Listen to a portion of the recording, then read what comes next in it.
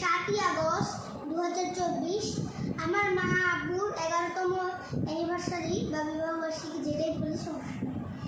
তো এত কথা বলে তো এই দিনটা আজকে 11তে পা দিয়েছে।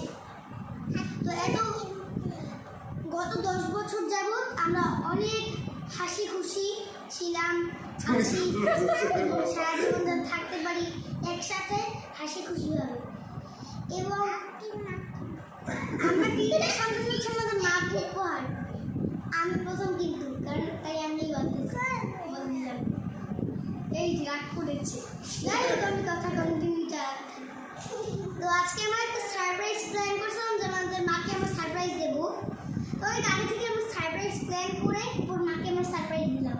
আমাদের মা খুশি, আমাদের আব্বু খুশি। আব্বুকে মা গিফট দিল, মা আবার আমাদের গিফট দিল। এখন আমি কি দেবো আমি জানি না, কারণ আমার কাছে বেশি টাকা নেই। থাক, আমি ম্যানেজ করে দেবো, চকলেট দেবো। এই